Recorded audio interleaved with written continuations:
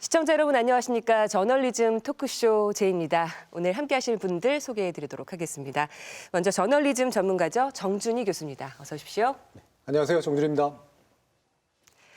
네, MBC 연예대상 신인상 빛나는 최욱 씨를 함께합니다. 네, 여러분이 참 좋아하는 최욱입니다.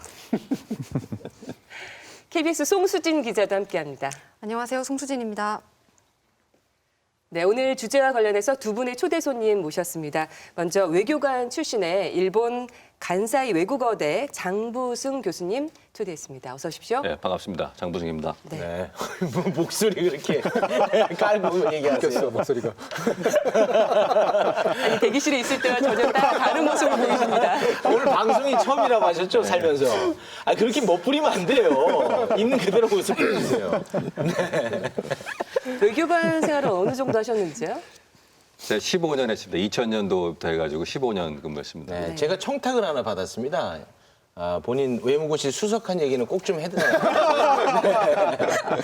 네, 다시 한번 수석 축하드립니다. 아, 이게 벌써 19년이 지났는데 아직도 계속 그거로 다 울고 먹고 있습니다. 내세울 개그가 하나라는 거죠. 오늘 맹활약을 부탁드리겠는데 요즘 칼럼 기고를 굉장히 많이 하시더라고요. 뭐 예, 하실 저기. 말씀이 마음속에 많으신 것 같습니다. 뭐 그동안 뭐 이것저것 뭐 이제 계속 옮겨 다니느라고 좀 바빴었는데 올해부터는 이것저것 여러 가지 문제들에 대해서 이제 좀 의견을 내야 되겠다라는 생각을 했습니다. 두 번째 초대 손님인데요. 손수호 변호사님 오늘 두 번째 출연해 주셨습니다. 어서 오십시오. 네, 안녕하세요. 손소입니다. 네. 지난 19회 방송 때 그 사법농단 관련해서 어려운 내용을 아주 알기 쉽게 정준희 교수님과 티키타카 예. 주거니 받거니를 해주셔서 아주 역대급 방송이었다는 평가를 받았습니다. 주변의 반응도 좀 있으셨는지요? 편집을 잘해주신 것 같아요. 굉장히. 아주 다른- 흥미롭게. 다른 분들은 편집에서 많이 날아가서 항상 속상해하시는데 아니 그 그래픽 같은 것도 굉장히 효과적으로 딱 보면 딱 이해할 수 있게 만들어 주셔가지고 그런 좀 덕을 제가 보지 않았나 싶은 생각이 들고요.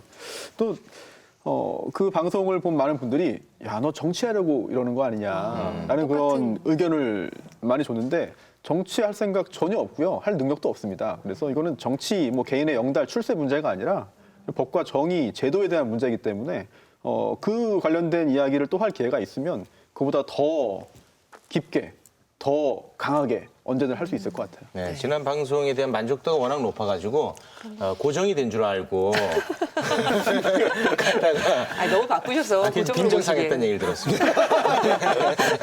아니 지금 사법농단 의혹의 정점인 양승태 대법원장이 검찰 조사 받았잖아요. 이제 네. 구속영장이 발부되느냐 안 되느냐 또 이게 이슈가 될 것 같은데 어떻게 보십니까? 일단 임종원 전 차장은 구속영장 발부돼서 지금 구속돼서 재판을 받는 중이고요.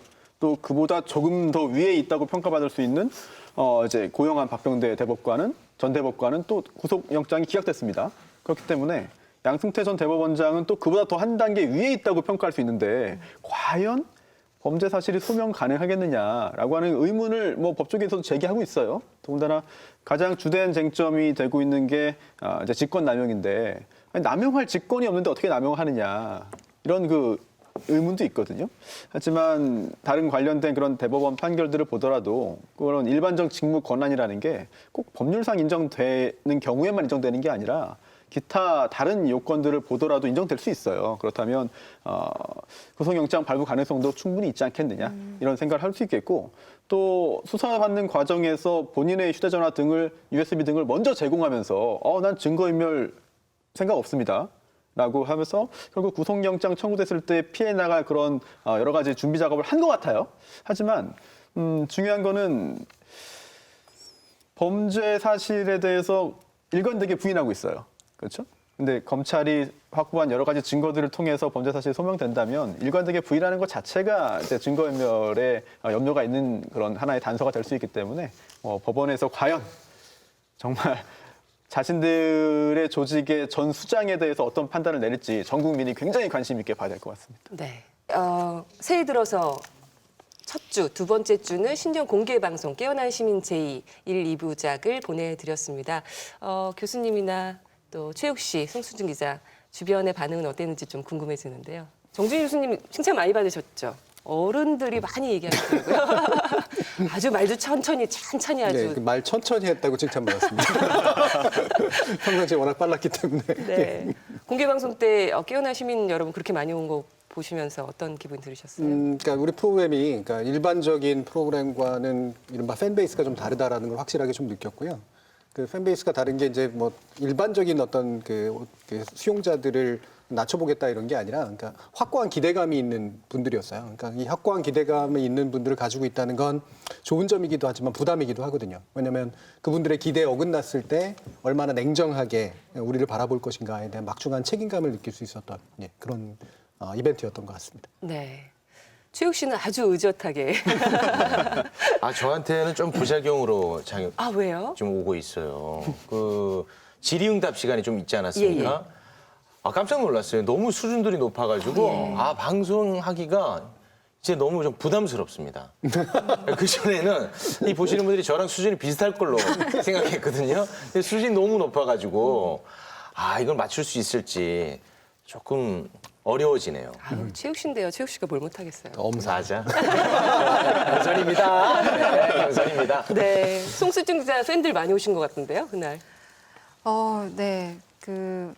굉장히 이제 시민분들이 많이 오셔서 놀랐고요. 제작진 입장에서는 사실 공개 방송이라는 얘기를 이제 처음 팀장이 꺼냈을 때 과연 이걸 우리가 할 수 있을까 이런 생각이 굉장히 많았거든요. 왜냐하면 아시다시피 저희가 PD 조직이 아니라 이제 기자들이고 기자들은 계속 이제 취재하고 9시 뉴스 생산하고 그게 사실 주 업이었던 네. 직군인데 공개 방송이라는 건 하나의 행사이고 이걸 해본 적이 사실 저희가 없었어요. 그래서 공개 방송 얘기가 나왔을 때 과연 잘 될까 이런 의문들이 많이 들었는데 이번에 시민분들이 너무 호응을 많이 해주셔서 공개 방송을 계기로 사실 저희 팀의 분위기가 좀 바뀐 것 같아요. 뭐 사실 말은 다들 하고 있진 않지만 굉장한 어떤 책임감을 느끼게 된 것 같고 그래서 올해는 그 공개 방송을 4회 정도 힘들어.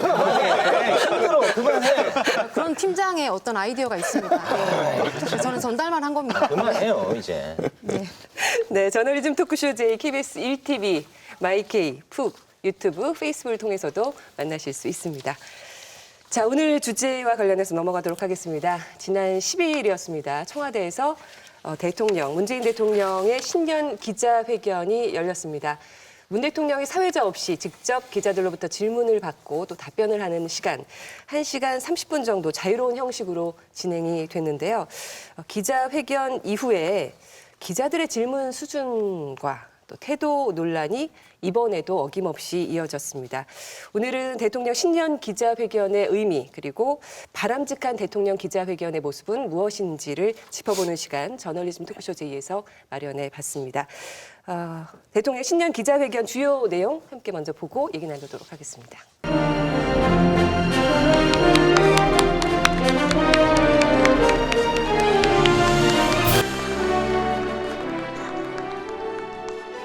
대통령께서 가장 큰 성과로 꼽으시는 게 무엇인지, 가장 힘들었고 아쉬웠던 점은 무엇인지.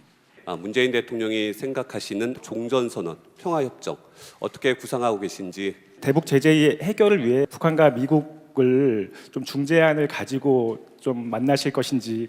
김정은 위원장이나 트럼프 대통령과 여러 가지 패키지 딜에 대해서 적극적으로 좀 설득하고 중재하실 의사가 있으신지. The denuclearization of the Korean Peninsula and what obligation that might put on US forces and US strategic assets in the region. How would Mr. President evaluate China's role in promoting the peaceful settlement of the Korean Peninsula issue? You mentioned that North Korea need to be more active on the denuclearization front, on what North Korea should do in order to move the process forward. In the end, if denuclearization is achieved, that will include the withdrawal of U.S. nuclear assets which are protecting South Korea. 김 위원장이 신년사 통해서 다자 협상 카드를 공식적으로 제안을 했는데 종전선언, 평화협정은 어느 시기에 어느 주체와 함께 하실 것으로 구상을 하고 계신 건지. 역대 정부에 비해서 고용 상황이 나쁘다는 것은 경제 정책에 대한 신뢰가 흔들리고 있습니다. 현재 고용 상황이 이렇게 악화된 원인이 어디에 있는지. 지역 활력 프로젝트하고 예타면 이제 대통령께서 생각하시는 그 원칙이나 기준이 있다면은 그 문재인 정부의 노동 정책이 좀 후퇴하고 있는 게 아니냐 이런 지적에 대해서 어떻게 생각하시는지 궁금하고요. 경제 분야 관련해서 좀 다른 생각을 하고 조금 당적이 다르더라도 이런 분들을 좀 등용하실 생각이 있으신지. 현실 경제가 굉장히 얼어붙어 있습니다. 국민들이 많이 힘들어하고 있습니다. 그럼에도 이 대통령께서 현 정책에 대해서 그 기조를 바꾸시지 않고 변화를 갖지 않으시려는 그런 그 이유에 대해서도 알고 싶고요. 그 자신감은 어디에서 나오는 것인지, 그 근거는 무엇인지 좀 단도직입적으로 여쭙겠습니다. 스타트업이나 4차 산업 분야에 있는 기업인분들 절반 이상이 아직도 각종 규제 혹은 규제 장벽이 너무 높다고 얘기를 하거든요. 여기에 대한 어떤 대통령님의 견해. 스타트업을 육성하자고 하면서 어떤 자금이나 이런 부분에서는 40세 이전으로 많이 이렇게 제한이 되어 있습니다. 이런 부분에 대해서 대통령께서 의견이 어떠신지 좀 듣고 싶습니다. 남북 경제 협력의 실질적인 이와 관련없이 실질적인 어떤 그 방법 그리고 그 지점 시기 여기에 대해서 좀 대통령께서 예를 들어서 설명해 주시는지. 그 김태우 수사관이나 그 신재민 사무관의 이 두 사람의 어떤 최근의 행동들에 대해서 대통령님의 평가를 좀 듣고 싶습니다. 이러면 정부가 그 한일 전국공 협정에 기반해서 한국 측에 합의를 요청했습니다. 이에 대해서 대통령님은 어떠한 대응을 고려하고 계십니까? The gender gap in South Korea is one of the largest in the developed world. What practical measures as president will you take to make sure that they feel safe? 국정 지지도 20대 남성하고 20대 여성 너무 그 차이가 많이 나잖아요. 20대 남성들한테 하고 싶은 말씀 있으면 하시죠. 최근에 보면은 청와대 인사, 수석비서관과 비서관 인사가 있었는데 현직 기자 입장에서 권력의 중심에 들어왔다는 비판도 사실이 있습니다. 언론의 독립성도 훼손될 수 있다는 우려도 있는데 거기에 대해서 어떻게 생각하시는지 궁금합니다. 잘 안 되고 있는 경제 현안 중에 광주형 일자리가 있습니다. 대통령님 해법은 어떤 걸 생각하고 계신지? 올해 대통령 신년 기자회견에서 있었던 질문, 기자들의 질문들을 좀 모아서 정리해서 보여드렸습니다. 이번 기자회견은 뭐 청와대 측에서 일단 선언할 때는 사회자가 없다, 각본이 없다.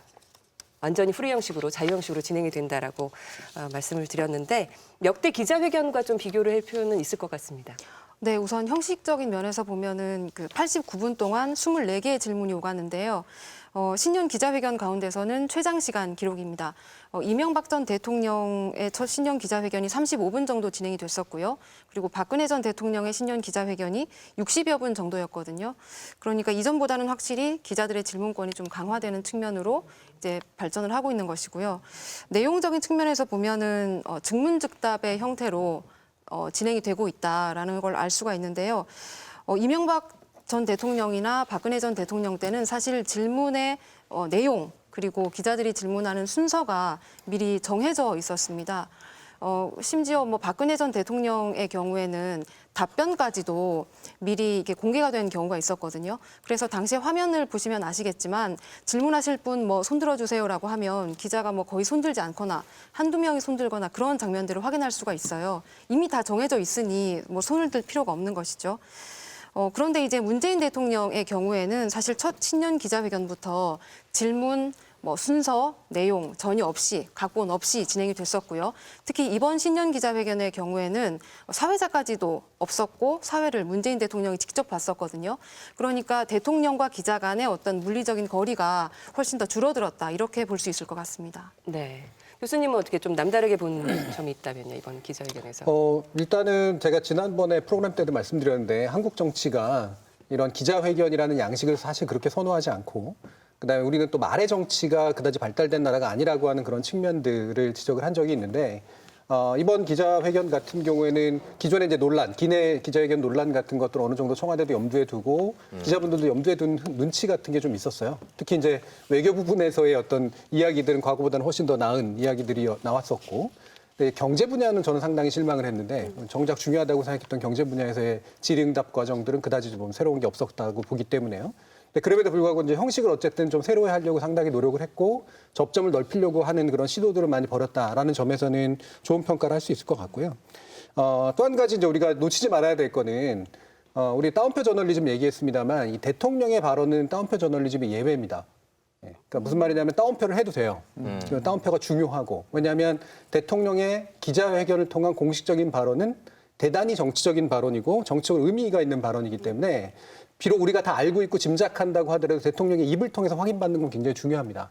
그래서 이게 막 엄청나게 새로운 내용으로 막 질문해서 막 뭔가를 얻어낸다기보다는 뭔가 불명확했던 것들을 확고한 어떤 정책 담당, 정책 책임자 입으로부터 듣는 것, 그걸 확인받는 것 이런 것들은 상당히 큰 의미가 있어서 기본적으로는 그런 쪽에 이제 초점을 맞춰서 보는 것이 일단 옳다 이렇게 생각을 합니다. 네. 손수 변호사는 어떤 네. 점이 눈에 띄었는지? 일단 대통령이 답변할 때 중복된 답을 할 수밖에 없는 경우들이 있었거든요. 그런 질문들이 있었는데 그럴 때는 과감하게 앞에 답변했다. 이미 이야기했다라고 해서 뭐 시간 절약 효과도 있었고 그리고 또 이런 질문은 하지 말아라라는 그런 메시지를 주기도 했고 그런 부분이 좀 인상적이었습니다. 그리고 또 질문을 하는 기자들 뭐 비판적인 내용도 앞으로 이제 나올 것 같은데 한 가지 좀 좋게 본 거는 숫자, 수치 관련된 질문은 없었다. 왜냐하면 실무자 선에서 해야 되는 답변인데 또 실무자만 아는 답변인데 그거를 이제 물어보면서 결국은 망신 주기, 어떤 곤란하게 하기, 난처하게 하기 이런 전략들이 있거든요. 이게 보통 청문회나 뭐 국회 대정부 질문이나 이럴 때는 그런 전략들을 써요 정치인들이. 그런데 그래도 이번에 그 기자회견 때는 기자들이 적어도 그런 수준 낮은 질문을 통해서 아까운 기회를 허비하지 않았다. 이렇게 느꼈습니다. 너무 기대치를 낮춰보셨군요. 네. 장무승 교수님 하실 말씀이 많으신가요? 네. 저는 뭐 이번에 일본에서 보셨어요? 네, 일본에서 봤는데요. 네네. 아주 잘하셨다고 생각을 합니다. 기본적으로 새로운 포맷을 시도한 것도 아주 신선했고요. 그다음에 이제 그동안 뭐 다소 좀 뭐 불통이다 뭐 이런 논란이 좀 있었는데 이번에 확실하게 이제 또 자유롭게 질의응답도 하고 그러시면서 그런 논란도 불식시켰고 또 이제 저도 그렇게 느꼈습니다만은 많은 분들이 아마 느꼈을 거라고 생각하는 게 우리 대통령께서 국정 전반에 대해서 상당히 깊이 있게 소상하게 다 파악을 하고 이해를 하고 계시다라는 그런 느낌을 받았을 거라는 생각이 들어요. 근데 이제 다만 뭐 이제 우리 주마가편이라는 말도 있듯이 몇 가지만 좀 나아졌으면 좋겠다.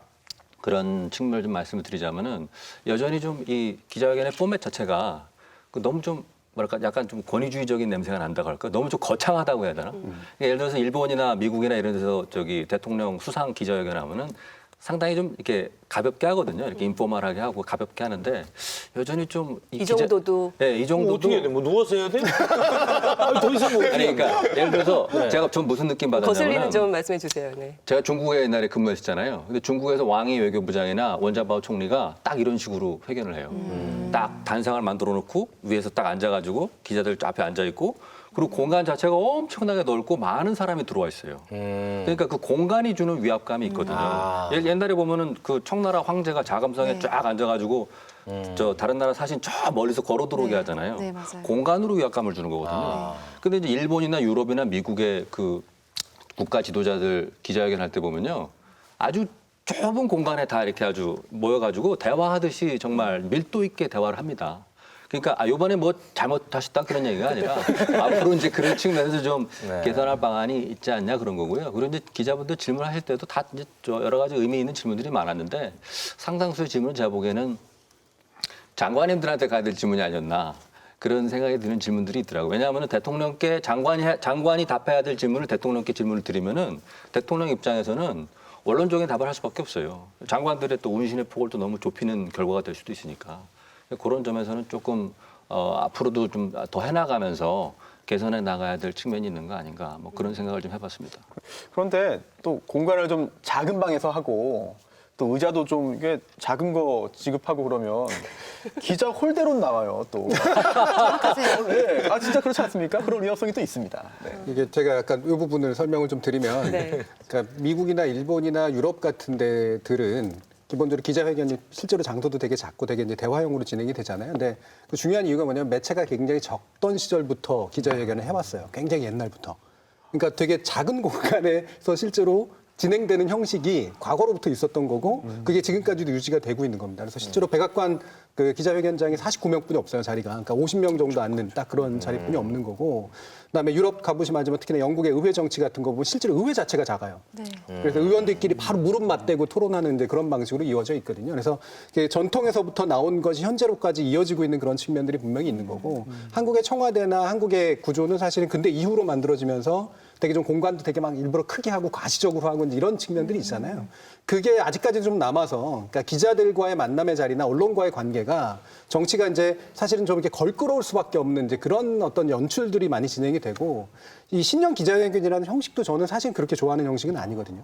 마치 연두교소 같은 그런 느낌을 주잖아요. 근데 우리나라한테는 되게 중요한 정치적인 이벤트인데 말씀하신 것처럼 사실은 수시로 기자들하고 만나서 또는 이제 소통의 장들을 자주 수시로 마련하면서 대화하는 자리를 계속 해나가는 방식으로 간다면 굳이 이런 이벤트성 이제 행사들은 굳이 있지 않아도 된다. 근데 이제 이게 이벤트가 되고 텀이 길어지고 그러니까 오는 기자들도 그렇고 그걸 진행하는 어떤 수석들도 그렇고 대통령도 그렇고 상당히 긴장할 수밖에 없고 따라 여기서 뭔가 책 잡히거나 뭔가 실수가 벌어지지 않게 만들기 위해 상당히 연출하게 되는 그런 상황들이 벌어지기 때문에 지금의 것은 과거에 한국에서 아직 없었던 그런 식의 새로운 언론 관계 전통을 만들어 나가는 일종의 진통? 이렇게 좀 보는 게 옳지 않을까 그런 생각을 해봅니다. 교수님께서 그 정치적인 이벤트라고 말씀을 하셨는데 실제로 저희가 이번 회차를 준비하면서 청와대 출입 기자들에게 물어봤어요. 그러니까 이 신년 기자회견의 의미가 무엇이냐, 새해를 맞아서 평소에 궁금했던 것들을 뭐 기탄 없이 물어보는 자리인가라고 물어봤더니 아무도 그렇게 대답은 하지 않았고요. 굉장히 정치적인 행사라는 거예요. 그러니까 내가 지금 질문을 하고 있는 거지만 나는 KBS 소속의 기자이기 때문에 KBS를 대표해서 물어보는 것이다. 그리고 청와대에서 받아들이기로도 저건 단지 송수진 기자의 질문이 아니라 KBS 송수진 기자의 질문이다. 이렇게 받아들인다는 거죠. 실제로 제가 정치부에 있을 때 어떤 일이 있었냐면 신년 기자회견에서 KBS 기자가 질문을 하지 못한 적이 있었어요. 그랬더니 이제 외부에서 또 위에서 전화가 왔었습니다. 왜 KBS에게는 질문 기회를 주지 않느냐? KBS를 지금 무시하는 것이냐?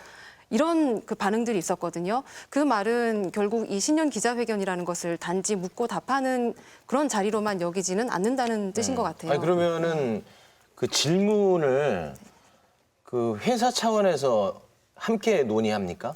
제가 청와대 출입 기자는 아니어서 구체적으로는 잘 모르겠지만 사실 질문이라는 것은 말씀하셨듯이 정치적인 이벤트이기 때문에 데스크와 어떤 조율 과정은 충분히 있을 수 있다고 봐요. 왜냐하면 질문 기회라는 것이 매번 나에게 주어지는 것이 아니고 또 매번 우리 회사에 주어지는 것이 아니거든요. 그러니까 회사에서 사실 가장 궁금해하는 것은 무엇인지가 사실 반영될 가능성은 있는 것이죠. 여기서 또 조심해야 되는 게, 그러니까 우리가 알 권리 충족이라고 얘기를 하지만, 그러니까 궁금한 걸 풀기에는 시간이 너무 짧아요. 네. 그러니까 전체적으로도 되게 긴데 워낙 물어볼 사람들이 많으니까 기회를 주는 게 되게 중요한 게 돼버리거든요. 근데 이게 자주 열리면 이번에 기회를 못 갖는 대로 다음에 기회를 가질 수가 있잖아요. 네. 근데 한 번에 기회를 가질 때 굉장히 여러 가지 이야기들을 할 수가 있거든요. 일단 미국의 대통령 기자회견 같은 경우에는 한 사람이 한 질문 하나 끝내지 않습니다. 질문 계속 여러 개를 던져요. 그래서 주고받고 하다가 이제 그만 질문해도 되겠죠 하고 넘기고 이제 이러는데 마이크 못 주겠습니다라고 안 주고 뭐 이런 식의 경우들도 심지어는 생깁니다. 그러니까 그거는 상당히 중요한 이제 정치적인 어떤 싸움이 이제 벌어지고 있는 것들이죠. 근데 이거를 아직까지 우리나라에서 하기는 대단히 어렵기 때문에 그래서 이제 되도록이면 질문 기회를 한 번씩이라도 좀 주려고 이제 노력하는 형태가 되는데 그게 내용적인 것들을 보강하는 데 있어서는 사실 장벽이 여전히 좀 있어요. 그래서 좀 더 대화형으로 자주 하는 방식으로 바꿔가는 것들이 앞으로 필요할 겁니다. 그 외국 기자들 같은 경우 그렇게 한 사람이 계속 질문을 하면 다른 회사, 다른 언론사 기자들의 항의나 그런 건 없나요? 그냥 그러니까, 서로들 이해하고 중요한 내용만 나오면 되게 된다? 잘하네. 이 부분 이제 보고 있는 측면들이 좀 있어요. 물론 너무 지리하게 끌거나 그러면 이제 분위기가 안 좋아지고 이제 이런 것들은 있지만 실제로 보면 왔다가 대통령이 나오는 답을 보고 중간에 끊고 들어가면서 또 다른 질문을 던지고 하면서 이게 뭔가 논전들이 진행이 되니까 되게 흥미롭잖아요. 사실 한번 생각해 보시면 기자회견장에 내가 질문할 거 하나만 생각하고 앉아 있다가 그것만 따가지고 얼마나 재미없겠습니까? 근데 남들이 다른 기자들이 하는 것들을 지켜보면서 기사를 쓸 수 있는 상황이 되는 게 좋은 거거든요. 실제로 기자회견장에서의 핵심적인 용도라고 하는 건 원래 왔다 갔다 하는 걸 보고 관찰하는 것이지 내가 내 질문만 준비하고 있다 하나 던지고 끝내는 건 아니어야 한다는 거죠. 대통령 신년 기자회견 갈 길이 멀다는 생각이 벌써부터 드는데요. 언론의 질문 수준 좀 집중적으로 좀 살펴보고자 합니다. 송수진 기자, 구체적으로 어떤 유형들로 좀 나눠볼 수 있을까요? 네, 이번에 나온 기자들의 질문을 몇 가지를 이제 추려봤는데요. 유형별로 한번 나눠봤습니다. 우선은 지식과시형 질문이 있었는데 JTBC 안익은 기자의 경우였습니다. 그러니까 안익은 기자가 북핵 문제를 풀기 위해서 이른바 패키지딜에 대해서 어떻게 생각하느냐라고 물었는데요. 질문을 하는 과정에서 이 패키지들의 필요성에 대해서 이미 설명을 했었어요, 안 기자가.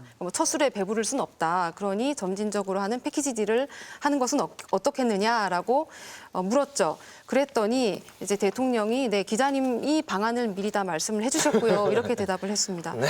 두 번째로는 저희가 횡설수설형이라고 매일경제 박용범 기자가 질문을 했는데요. 박 기자가 어떤 내용으로 질문을 했냐면 대통령이 포용적 성장에 대해서 얘기를 하고 있다. 그런데 정작 경제 전문가들을 기용을 할 때는 반대 정파에서는 기용하는 경우가 드문 것 같다라는 요지로 질문을 했었거든요. 그런데 여기서 말하는 그러니까 포용적 성장에서 말하는 포용이라는 것은 영어로 하면 인클루시브의 뜻인 것이고 그다음에 상대 정파까지 끌어안는 것의 포용이라는 말은 톨러런스의 뜻이거든요. 그런데 이 두 개를 혼용을 해서 썼기 때문에 이런 질문이 나온 것 같아요. 그러니까 포용적 성장이라는 거는 과거에는 기업에게만 성장 기회를 준 것인데 이제는 이제 기업뿐만이 아니라 다른 사회 주체들에게도 성장의 기회를 균등하게 줘야 되는 게 아니냐 이런 게 포용적 성장이잖아요. 그러니까 이 톨러런스의 뜻과 인클루시브의 뜻을 잘못 이제 받아들이면서 이런 질문이 나온 것 같습니다. 횡설수설했다는 거군요. 저희가 일단 이름은 그렇게 붙였습니다. 본인이 붙인 거 아니에요? 예, 세 번째 이른바 답정너 스타일의 질문이 있었는데요. 조선일보 정우상 기자의 질문이 답정너 스타일이 아닌가 하고 저희가 한번 분류를 해봤습니다. 답정너라 하면 이제 답을 정해놓고 물어보는 형식인데 정우상 기자가 이렇게 물었어요. 대통령이 만약 야당 지도자라면 신재민 사무관을 위한 변호인단을 꾸렸을 것이라고 확신한다. 본인은 그렇게 확신을 한다는 거죠. 네. 이에 대해서 대통령은 그러니까 신재민 전 사무관의 사건에 대해서 어떻게 판단을 하느냐 한번 평가를 해달라라고 물었습니다. 그런데 이미 본인은 그렇게 확신을 한다는 뜻을 강하게 밝혔거든요. 그러면 본인은 이미 그렇게 강하게 확신을 하는데 왜 이 질문을 한 것인가, 정말 궁금해서 이 질문을 한 것인가, 이런 질문이 남는 것이죠. 이 방송을 보시고 기자분들의 항의가 또 쇄도할 것 같아서 좀 걱정이 되기는 합니다. 저희가 너무 이렇게 웃으면서 또 얘기를 해서 너네들이 해봐라. 얼마나 잘할 수 있냐. 아니 우리가 못하니까 기자가 있는 거죠. 그렇네요. 네. 감사합니다. 답답하시네요. 이 세 가지 유형에서 저는 이제 가장 나쁜 유형을 꼽자면 횡설수설형이라고 생각을 해요. 왜냐하면 그러니까 질문의 본질을 정확하게 짚지 못한 채 답변을 잘 끌어내지 못하기 때문에 나서는 거고 저는 더 중요한 문제는 논점 일탈에 있다고 보거든요. 그러니까 횡설수설하는 과정에서 자신의 논점을 섞어버린 건데 말한 것처럼 A라는 논점에서 출발해서 B라는 논점으로 규결돼 버린 건데 이게 우리나라 언론 사설에서 되게 자주 등장하는 거거든요. 네. 예를 들면 이렇게 포용적인 정치를 하겠다는 분이 왜 거국내각을 구성하지 않느냐. 그러니까 포용적인 경제를 하겠다는 분이 왜 거국내각을 구성하지 않느냐라든가 이런 식으로 이 후자의 이야기를 하기 위해서 앞의 이야기, 논리적으로 다른 이야기를 끌어다 붙이는 식의 것들이 되게 많아요. 그래서 이런 관습이 좀 들어가 있기 때문에 좀 제일 안 좋은 유형이라고 보고요. 답정너라든가 지식과시형은 좋을 때도 있고 안 좋을 때도 있다고 생각을 해요. 그러니까 지식과시형 같은 경우는 일단은 상황을 명확하게 이제 이야기하기 위해서 뭔가를 쭉 까는 방식으로서 괜찮았고 그다음에 그걸 통해서 얘기가 잘 끌어져 나왔다면 성공했을 텐데 사실은 대통령도 이제 답을 하셨겠지만 그대로 하면 되는 것 같다라고 하는 거기 때문에 이거는 그렇게 좋은 방식은 아니었던 것 같고요. 답정너형 같은 경우도 아까 제가 확인이라고 얘기했는데 내가 속으로 심증을 가지고 있는 것들을 대통령의 발언으로 끌어내려고 하는 일종의 유도신문 작전이거든요. 이 유도신문 작전이 필요할 때가 있습니다. 네, 확정해야 되고. 근데 그러면 보통은 권력자들은 피해가요. 확실하게 대답하지 않고 다른 말로 이렇게 섞어버리는 그런 경우들이 좀 많은데 지금 같은 경우에는 거꾸로 확실하게 아니라고 얘기를 이제 해버린 그런 케이스죠. 그러니까 실패한 거죠. 이를테면 제대로 유도하지 못한 겁니다. 이번 신년 기자회견 후에 정말 거센 후폭풍을 맞은 그런 기자가 있었습니다. 경기방송의 김혜령 기자였는데요. 그 질문 장면 함께 보시겠습니다. 오늘 기자회견문 모두 발언을 보면은 혁신 성장, 공정 경제를 통해서 성장을 지속시키겠다. 개천에서 용이 나오는 사회를 만들겠다. 이렇게 말씀을 하셨습니다. 하지만 실질적으로 그 여론이 굉장히 냉랭하다는 거 또 그 대통령께서 알고 계실 겁니다. 현실 경제가 굉장히 얼어붙어 있습니다. 국민들이 많이 힘들어하고 있습니다. 그 희망을 버린 건 아니지만 미래에 대한 불안감이 굉장합니다. 그 대통령께서 계속해서 이와 관련해서 엄중하게 바라보고 있다 이렇게 강조를 하시고 계셨는데요. 그럼에도 이 대통령께서 현 정책에 대해서 그 기조를 바꾸시지 않고 변화를 갖지 않으시려는 그런 그 이유에 대해서도 알고 싶고요. 그 자신감은 어디에서 나오는 것인지, 그 근거는 무엇인지 좀 단도직입적으로 여쭙겠습니다. 네, 경기방송의 김예령 기자님이십니다. 예, 정부의 경제정책 기조가 왜 필요한지, 우리 사회의 양극화, 또 불평등 구조를 바꾸지 않고서는 지속 가능한 성장이 불가능하다. 라는 점은 오늘 제가 그 모두 기자회견문 30분 내내 말씀드린 것이었고, 그래서 그에 대해서 필요한 보완들은 얼마든지 해야 하겠지만, 오히려 정책 기조는 계속 유지될 필요가 있다라는 말씀은 이미 충분히 드렸기 때문에 또 새로운 이렇게 답을 필요할 것 같지는 않습니다. 예. 네, 김예령 기자의 질문과 문재인 대통령의 답변을 함께 보셨습니다. 단호하게 좀 답변하는 그런 모습이었습니다. 그 인터넷상에서 실검 1위를 김예령 기자 이름이 이틀 동안 차지했습니다. 그 실검 1위에 오르는 게 그렇게 쉬운 일은 아닐 텐데요. 언론들 역시 김예령 기자의 질문을 둘러싼 논란을 집중 조명을 했습니다. 미디어오늘 또 동아일보 등에서 기사를 실었었고요.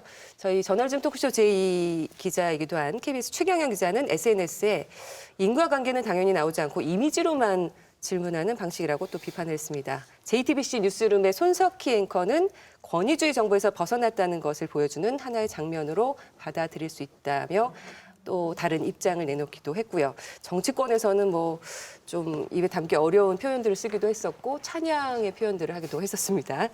김예령 기자의 질문에 대해서 어떻게 생각하시는지 의견들을 듣고 싶습니다. 저는 사실은 별거 아닌 걸 별거로 만든 게 아닌가 그런 생각이 들었었거든요. 인터넷상에서 왜 이렇게 이거 가지고 이슈를 만들어야 되나라는 생각이 저는 직접 기자회견 보면서 약간의 튀는 느낌은 있었지만 대통령이 잘 알아서 마무리를 했고 인터넷에서 왜 이렇게 화제가 됐는지 제가 또 한번 나름대로 분석해 봤는데 그 제 분석 한번 좀 들어보시겠습니까? 네.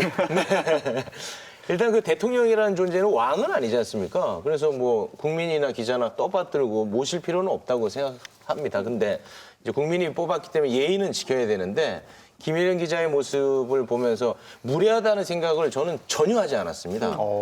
기자가 저 정도 할 수 있는 거 아니겠습니까? 질문하러 갔고 심지어 대통령한테 불편한 질문을 하면 더 기자다운 모습 아니겠습니까? 그래서 저는 무례하다는 생각을 전혀 하지 않았는데 왜 이렇게 논란이 됐냐? 개인적인 분석은 이제 크게 두 가지입니다. 첫째는 뭔가 대답을 할 만한 질문이 아니었던 것 같아요. 그러니까 질문하신 분은 제가 봤을 때 이 정부의 정책 기조, 경제 정책 기조에 대해서 좀 마음에 안 드는 것 같더라고요. 그럴 수는 있지 않습니까? 근데 예를 들어서 대통령한테 왜 이 나라 경제를 살리지 않습니까?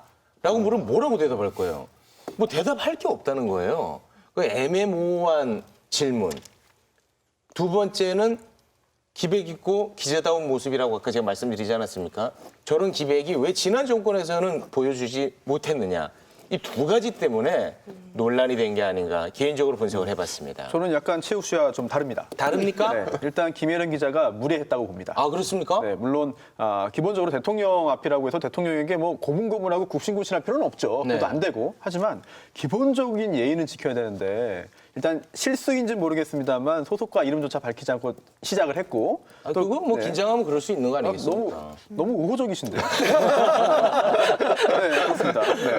네, 논란의 중심에 서 있는 김예령 기자 어떤 입장을 갖고 있는지 저희가 전화 내용 들려드리도록 하겠습니다. 처음에 제 이름이랑 소속을 안 밝히고 그냥 제 실수였어요. 왜냐면은 지적을 이게 지적을 제가 요 전에 그 신년 기자회견 두 번 그때도 손을 들었었는데 못 받았었거든요.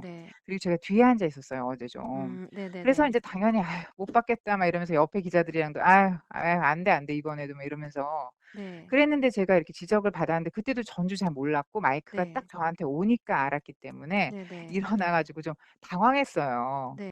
뭐 자유한국당 내가 무슨 뭐 그쪽이어 이게 아니거든요. 네. 문재인 정부한테 저는 상당히 기대를 했었는데 네. 뭐 거기서 나오는 어떤 한 정책이 문제가 될 수 있죠. 그렇다면은 네. 그거는 또 이렇게 핸들링 할 수 있는 건데 그거에 네. 대해서 여쭤본 거거든요, 저는. 네. 근데 이제 지금도 이슈가 되고 지금 우리 지금 굉장히 그 민주화됐다는 이 사회에서도 네. 이렇게 이슈가 됐다는 거는 저도 약간 그거에 놀랐어요. 저는 이렇게 하도 난리가 돼서 다시 봤는데 아까 화면도 좀 나왔지만 되게 피식했어요. 예, 그러니까 별 내용도 없고 별 질문거리도 아니고 답변도 그냥 대충 그렇게 끝난 건데 뭐가 이렇게 다들 화가 나고 그다음에 또 뭐가 이렇게 다들 열광했을까 이거였거든요. 저는 외려 그 베이스에 깔려, 그 배경에 깔려 있는 심리가 더 궁금했어요. 근데 우리 기내 기자회견 문제부터 해서 지금 계속해서 기대기 프레임으로 이제 작동을 하고 있는데, 그러니까 현 정부를 지지하는 분들에게 있어서는 현재 이 기자들, 그러니까 문 대통령이 잘하고자 하는 것들에 발목을 잡는 듯한 그런 모습을 보이는, 그리고 게다가 전 정부에서는 되게 좀 황당한 일들을 했던 기자들의 모습에 대한 트라우마가 굉장히 강하기 때문에 이런 것들이 수시로 분노화될 수 있는 가능성이 있는 상태인 거예요. 네, 꼬치가 심리적으로. 아까 짚었잖아요. 네, 바로 근데 그런 심리적인 상태이고 그 심리가 온당하냐 그렇지 않느냐는 별개의 문제인 것 같아요. 아, 그렇죠. 네, 저는 그 심리는 분명히 있다라고 네. 보거든요. 그리고 그 심리를 자극한 면이 분명히 있다. 그래서 네. 실제로 이게 논란이 된 거는 온라인의 여론 때문에 논란이 된 거예요. 그리고 나중에 온라인의 여론이 논란이 되면 우리 기성 언론들이 또 옳다구나 하고 붙잖아요. 그렇죠. 붙는 과정에서 진영 논리가 작동을 했단 말이에요. 네. 그래서 김혜령 기자를 옹호하고자 하는 그룹과 이제 말 그대로 비판하고자 하는 그룹으로 기성 언론들이 나뉩니다. 그러면서 과연 이 두 가지의 언론들이 공통적으로 생각하고 있는 언론의 상, 기자의 상은 뭘까가 전 되게 흐려졌다고 봐요. 예를 들면 전 대표적으로 전효옥 씨가 뭐 김혜령 기자를 놓고 무슨 되게 구원의 어떤 화신이 있냐 이렇게 얘기한 것도 너무 좀 황당했어요. 네. 이분이 진짜 전직 언론인이 맞을까라는 네. 그런 생각이 좀 들 정도였었고 그 비판도 저는 그냥 무시하는 정도의 비판이었으면 됐을 것 같아요. 그러니까 사실 뭐 했을만 했을 수도 있는 질문인데 질문의 함량 자체가 떨어졌다 정도면 이제 끝났을 정도인데 이걸 외로 키워줌으로써 제일 이득을 본 분은 저는 김혜령 기자 자신이라고 생각을 합니다. 실제로 기존의 기자 사회에서 저는 의미 있는 어떤 역할들을 했을 거라고 보지 않는데 뭐 제 평가가 맞지는 않겠습니다만 하지만 이걸 통해서 나름대로 의미 있는 사람으로 부상을 해버린 거예요. 우리가 따옴표 저널리즘 했을 때 다뤘었던 이른바 중간 이하 정도의 급의 그렇게 아주 유명세를 가지고 있지 않은 그런 식의 정치인들이 갑자기 부상되는 것하고 되게 비슷한 과정을 겪었다는 거죠. 저는 이분이 이걸 계기를 통해서 상당 부분 이쪽 진영을 대표하는 어떤 투사인 것처럼 이제 활동하게 될 가능성이 상당히 높아졌다라고 생각을 해요. 네. 결국은 지금 벌어지는 이 환경, 이런 결과물이라고 하는 게 저는 상당히 불행하다라고 보는 거죠. 네. 영미권에서 이렇게 기자회견하거나 이럴 때 보면요. 보는 사람이 섬찟할 때가 있어요. 뭐냐면 기자가 일단 일어나서 말을 할 때부터 거칠고 질문의 끝에 뭐라 그러면 yes or no. 기냐 아니냐 답을 하시오. 라면서 다그치는 듯이 질문을 해요. 대통령한테, 영국 뭐 총리라든가 뭐 일국의 국가 지도자한테 그 바로 앞에서 면전에서 얼굴을 보면서 일단 질문부터 화난 듯이 질문을 하고 그다음에 이겁니까 아닙니까? 일도양단식으로 답을 하십시오라는 식으로 질문을 하거든요. 모르겠어요. 저는 그런 걸 너무 많이 봐서 그런가? 이거는 되게 맹숭맹숭하다는 느낌이 듭니다. 이게 굳이 제가 비유는 아니고 이게 아픈 질문이었냐 기분 나쁜 질문이었냐는 투자에 가깝다는 거예요. 그러니까 아프고 기분 나쁠 수도 있거든요. 네. 별로 아프지는 않은데 기분이 나쁜 질문이었다는 거죠. 그리고 그 기분 나쁨에 대해서 대중들의 반응들이 이제 나오고 있는 건데 좀 더 아팠으면 차라리 더 괜찮았었겠다라는 생각이 들고 물론 그래도 대중들의 반응은 나빴을 거예요. 하지만 좀 더 아팠다면 저는 대중들의 정서에 대해서 설명하기보다 이 기자의 질문의 아픈 부분에 대해서 해설하는 게 훨씬 더 맞았다라고 보거든요. 근데 아프지조차 않았기 때문에 기분 나쁨에 대해서 설명할 수밖에 없는 되게 불행한 상황이라는 거죠. 그리고 아까 이제 장 교수님이 말씀해 주셨던 이제 영미권이나 이런 유럽에서의 그런 정말 이렇게 막 왔다 갔다 하는 이제 그런 것들을 우리나라 정치에서 기대하기란 아마 굉장히 어려울 겁니다. 네, 저는 우리나라 정치가 대통령제 하에서 만들어진 아무리 권위주의를 없앤다라고 하더라도 기본적으로 지지 그룹이 가지고 있는 정서적 일치감이라고 하는 것은 이 태도로 문제로부터 자꾸 논란들이 나올 수밖에 없는 그런 요소들이 있기 때문에 이거를 차츰차츰 극복하는 좀 방향이 돼야 되는데 그 과정에서 우리나라 언론인들이 실제로 일관된 어떤 정당성을 획득한 상태에서 이제 그 방향이 진행돼야 되거든요. 근데 우리나라 언론인들이 사실 정당성과 일관성이 없었잖아요. 근데 그러다 보니까 지지 그룹마다 서로 다른 평가를 할 수밖에 없는 이제 그런 조건에 노출된 게 이제 두 번째 불행이라고 볼 수 있다는 거죠. 네. 개인적으로 좀 아쉬운 거는 이 정도 질문의 수준이면 주목을 받지 않았어야 되거든요. 근데 이게 너무 주목받는 거. 저는 이 부분이 좀 뼈 아픕니다. 개인적으로. 네, 앞으로 뭐 대통령과의 기자회견 더 많이 열릴 것으로 기대를 해도 좋을 것 같습니다. 뭐 청와대에서도 이 방송 보지 않겠습니까? 저희 그런가요? 제언도 좀 받아 주실 거라고 생각이 되고요. 대통령 기자회견의 질이 더 높아지길 기대해 보도록 하겠습니다. 네, 이번 신년 기자회견에서는 이른바 폴리널리스트 논란이 화두가 되기도 했습니다. MBC 출신이죠. 윤도한 청와대 국민소통수석과 한겨레 출신의 여현호 국정홍보비서관을 일컬은 이야기였는데요. 송순희 기자, 우선 그 폴리널리스트라는 건 무엇을 뜻하는지 또 쟁점이 무엇인지 좀 짚어보도록 하죠. 폴리널리스트라는 것은 이제 폴리티션 그리고 저널리스트의 합성어인데요. 기자였다가 이제 공직으로 진출하는 기자들을 일컫는 용어라고 할 수 있습니다. 지금 이번에 쟁점이 되고 있는 것은 기자였다가 청와대 공직자로 이동하는 데 걸린 시간이 짧아도 너무 짧기 때문에 지금 더욱더 문제가 되고 있는 것 같거든요. 그러니까 윤도한 수석 같은 경우에는 12월 31일에 MBC를 명예퇴직했고요. 그런데 1월 8일에 수석으로 임명이 됐습니다.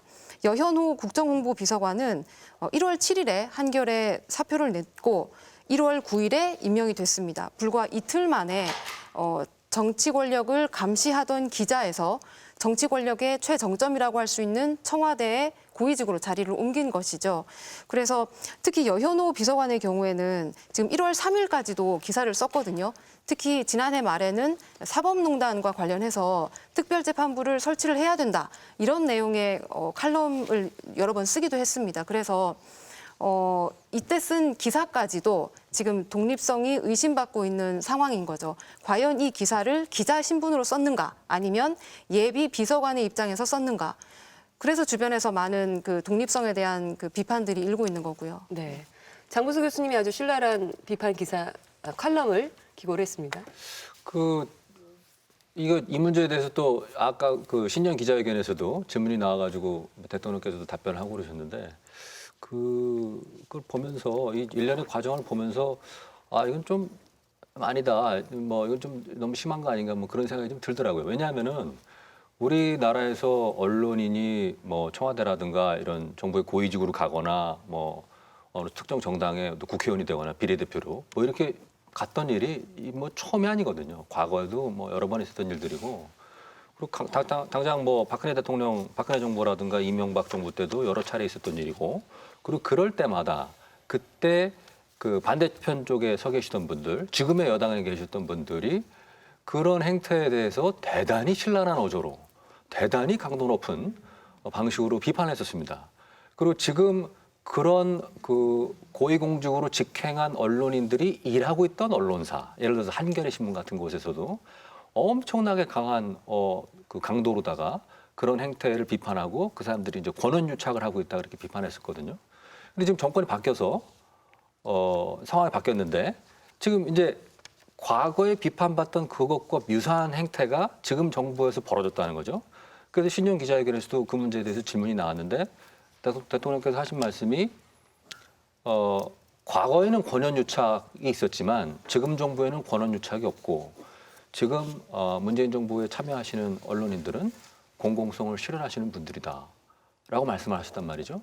근데 그것은 글쎄요, 이게 어떤 당파성의 문제라기보다는 그냥 일반 상식을 가지고 있는 사람 입장에서 보더라도 아니 같은 언론인이 보수 정부, 보수 진영에 가면은 권한유착이고 진보 정부, 진보 진영에 가담하면은 그것은 공공성의 실현이다라고 하는 것은 그 내용이라든가 이런 거를 떠나서 근데 그 언론인 나름대로 한 명 한 명이 다 사연이 있고 스토리가 있겠죠. 이유가 있을 거고 나름대로 포부도 있을 거고 하긴 하겠지만은 그거를 떠나서 이런 식으로 계속 가다가는 이거는 좀 문제가 더 커지는 거 아니냐. 왜냐하면 한국 정치에서 좀 가장 커다란 문제 중에 하나가 일관성이 없다는 거거든요. 야당 때는 실컷 비판하다가 자기들이 여당이 되면은 자기들이 옛날에 했던 비판들은 싹 잊어버려요. 마치 아무 일도 없었던 것처럼 자기들이 그렇게 비판했던 대상이 됐던 그 행태를 똑같이 반복하거든요. 여당이 되고 나서. 그런 식으로 일관성 없이 계속 그 자기 입장에서만 비판을 계속해서는 정치도 그렇고 우리 사회도 그렇고 발전하기가 어렵다는 거죠. 현직 기자에서 청와대로 간 사례, 실명 혹시 이날 정권 때부터 민경욱 의원 제일 1순위인가요? 네, 기억납니다. 네. 왜냐하면 그거 좀 충격적으로 받아들여졌던 이유가 그러니까 오전에는 그 여기 이제 보직을 가지고 있는 입장이니까 회의도 참석을 하셨다는데 오후에 청와대에 나타난 거죠. 예, 그 뭐 어디까지가 사실인지는 모르겠는데 저는 그냥 보도를 본 거니까 오전에는 방송국에 있다가 오후에는 청와대에 나타나는 그거가 일반 국민들에게는 대단히 충격으로 받아들여지는 거거든요. 왜냐하면 일반 국민들 입장에서는 언론인의 이미지는 공정한 사람들 그리고 사실에 근거해서 권력을 비판하는 사람들이라는 게 어떤 언론에 대한 어떤 이상형, 아이디얼 타입, 언론에 대해 가지고 있는 바람직한 언론인상의 이미지인데 그런데 대단히 그 커다란 공중파 방송국에서 간부로 계시던 분이 오전에 회의에 참석하고 오후에는 청와대에 갔다니까 그때 대단히 많은 비판이 있었죠. 일단 생각을 좀 들어보죠. 손소 변호사는 어떻게 네. 생각하시는지 이런 폴리널리스트 논란 이번에 직행한 분들에 대한 의견. 일단 지금 말씀해 주신 대로 비난의 소지가 있죠. 그리고 또 여러 가지 그런 오해를 받을 만한 소지도 충분히 있고 뭐 과거에 똑같은 사안을 비난했는데 지금은 비난하지 않아야 될 이유도 없고 또 비난받을 일이기도 합니다. 그런데 또 굳이 한번 좀 긍정적인 부분을 한번 보자면 사람이 없는 거 아니냐라는 생각. 그 홍보 공보 분야잖아요. 그리고 기자를 상대해야 되고 그렇다면은 현재 감이 살아있는 그리고 경험도 충분히 있고 인맥도 괜찮고 한마디로 능력 있는 인사를 결국 청와대에서 쓰려고 하다 보니까 그렇게까지 간 게 아닌가 그런 생각을 뭐 짐작을 해볼 수가 있겠고 그리고 이게 법적으로 지금 안 되는 건 아니에요. 그리고 또 물론 윤리적으로 뭐 직업 윤리적으로 또는 뭐 정치적으로 여러 가지 비판의 요소는 있습니다만 그렇다면 결국 여기에 대한 평가는 정치적인 판단을 받을 수밖에 없거든요. 즉 청와대가 특히 대통령이 여러 논란을 무릅쓰고 우리는 자신 있다. 지금 논란이 있지만 이 사람 나와 개인적인 인연 없고 앞으로 권한유착 오해 받을 일도 없으니 믿어달라. 같이 일하겠다. 자 성과를 보시라. 라고 해서 그 후에 정말 우리가 걱정은 했지만 일 잘했구나. 라고 판단받으면 정치적으로 문제가 없는 것이고 반면 와 과거 정권하고 똑같은 거 아니야. 이거 봐. 이 사람들 다 청와대 거쳐가지고 다시 또 자기 좋은 자리 가고 또 일부는 출마해서 국회의원 하고 과거 정권과 다른 게 뭐냐라고 한다면 이번 정권 또 집권 당에 대한 그런 심판이 될 수 있거든요. 결국 지금 단계에서 뭐 모든 평가를 하기는 좀 어려운 거 아닌가 뭐 그런 생각도 듭니다. 정지 교수님. 지금 우리는 인간에 대한 판단을 하자는 것이 아니라 그 사람이 좋은 사람이건 나쁜 사람이건 그거를 데려다 쓰는 과정이 적합했는가라는 문제를 다루는 거란 말이에요. 저는 그 부분에 있어서는 지금까지 우리가 언론학을 하는 사람들은 거의 대부분 비슷하게 생각을 할 텐데 언론과 정치 사이의 거리 또는 언론과 권력 사이의 거리가 적어도 형식적으로 분리돼 있어야 된다라고 보는 사람들의 입장에 있어서는 지금은 이 형식과 과정이 그 원칙에 부합하지 못한다라고 판단할 수밖에 없는 조건이라는 거죠. 근데 거기에 대한 답변이 이 두 개의 내용이 한꺼번에 들어가 있어요. 그러니까 좋은 사람을 충분히 필요한 데 썼다라고 하는 거. 오케이, 그거는 인정할 수 있고 그거는 별개로 평가받아야 될 부분이나 그거를 채용하는 과정과 형식에 있어서의 문제점을 짚는 부분은 이 사람이 좋은 사람이다라는 말로 해결될 수 있는 문제는 아니라고 하는 거죠. 이 정부라든가 정치권에 있는 사람들 입장에서는 사실은 언론이 갑이거든요. 언론으로부터 항상 비판을 받아야 되는 입장이기 때문에 그렇기 때문에 정부의 그 언론 관련 업무라는 거를 정부에 계신 분들이나 정치권에 계신 분들 입장에서는 그걸 어떻게 하면 잘 막아낼 수 있을 것인가라는 관점에서 생각할 수도 있다는 거죠. 그렇게 본다면은 그 언론사에 있는 대단히 경험이 많은 간부급이거나 고참급에 있는 기자들, 언론인들을 초빙해서 내가 대변인으로 쓰거나 또는 언론관계 담당, 홍보 담당자로 썼을 경우에는 이 사람들이 노하우도 가지고 있고 또 거기에 아주 영향력을 미칠 수 있는 후배들이라든가 이런 사람 남아 있으니까 상당히 유용하겠다 하는 생각하에 모셔간다는 거죠. 그럼 이 구조와 과거의 공무원들을 모셔가던 구조와 뭐가 다르냐는 거죠. 예를 들어서 공정거래위원회에서 뭐 국장급, 그 이상급을 하시던 분들이 갑자기 로펌으로 간다 이거죠. 최근에 좀 문제 돼가지고 막 구속도 되고 막 검찰 수사도 하지 않습니까? 그거는 못하게 하잖아요. 근데 똑같은 구조를 가지고 있는 이 언론과 정부의 관계에서는 지금까지 윤리적인 차원에서만 논의가 됐었지 구체적인 제도화는 논의가 좀 미진한 부분이 있었다는 거죠. 지금 문제가 되고 있는 것이 언론인이 청와대에 가서 문제이냐 아니면 너무 빨리 움직여서 그게 문제냐. 만약에 언론사에 재직하고 있다가 이제 퇴사한 후에 한참 시간이 지나서 그때 청와대로 가면은 전혀 비판할 소지가 없어지는 거냐. 그렇다면 그 기간은 어느 정도냐.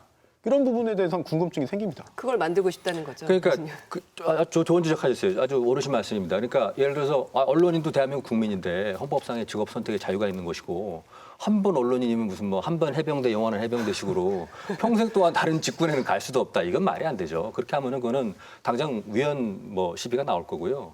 최근에 뭐 천정배 의원 같은 경우에는 뭐 청와대 직행 금지법을 만들겠다. 언론인 청와대 직행 금지법 만들어서 퇴직하고 3년 이내는 못 가게 하겠다. 뭐 이런 말씀도 하셨는데 그럼 예를 들어서 그거를 퇴직하고 나서 6개월 이내에는 고위공직에 못 갈 건지 1년으로 할 건지 3년으로 할 건지 토론해 볼 수 있다는 거죠. 송수진 기자, 일단 윤두한 수석 또 여윤호 비서관 입장도 좀 들어봤을 것 같은데요. 네, 여현호 비서관은 저희가 지난 11일부터 여러 차례 연락을 시도를 했었는데요. 뭐 전화, 문자 전혀 연락이 안 됐었고 윤두한 수석의 경우에도 저희가 연락을 시도를 했는데 11일 오후 저희가 1시쯤에 연락을 드렸는데 그날 오후 6시에 전화를 직접 주셨어요. 그래서 그 내용을 함께 보시겠습니다. 제가 그 어떤 주장을 하게 되면 또 그거 가지고 논란이 일어날 것 같아서 그냥 저는 입장이 없다고 그냥 써달라고 부탁을 드리는 거고요. 입장이 없다. 기자의 어떤 독립성 부분에 대해서 좀 의심을 받을 수 있는 상황인 건 맞잖아요. 저는 뭐 이미 21일부로 퇴직이 확정이 된 상태라고 보고 이것을 비판하는 사람들은 그래도 12월 31일까지는 서류상으로는 적어도 MBC 직원 신분이었기 때문에 그것은 하나의 변명에 불과하다. 이렇게 비판을 하는 거죠. MBC에 영향력을 미칠 수 있다는 저는 지금까지 밖으로 나간 선배들이 뭐 부탁한다고 해서 회사 다닐 때 무슨 그런 뭐 영향을 받아본 적이 없기 때문에 저 스스로 뭐 그렇게 할 생각은 없습니다. 입장 내용에 대해서는 어떤 생각을 갖고 계신지요? 그러니까 저는 그 외압 행사가 걱정되는 게 아니라 그 선배를 보면서 내가 좀 친정부적으로 기사를 쓰면 저는 좋은 쪽으로 갈 수도 있겠구나. 이런 또 선례를 남길 수 있는 거 아니겠습니까? 그 외압의 문제만은 저는 아니라고 생각합니다. 다음 행보로 그렇죠. 청와대에 갈 수 있는 네. 기회가 생길 수도 있다. 그러니까 법조인들이 좀 그런 경우가 있지 않습니까? 대기업을 수사하면서 갑자기 그만두고 그 대기업으로 또 입사하는 경우가 있지 않습니까? 그러니까 수사를 할 때 열심히 할 수가 없는 거죠. 내가 다음에 갈 곳이 있다는 걸 생각하면은 그런 측면이 분명히 있을 것 같은데요. 그런데 그런 언론인, 그런 기자들이 지금도 많이 있지 않나요?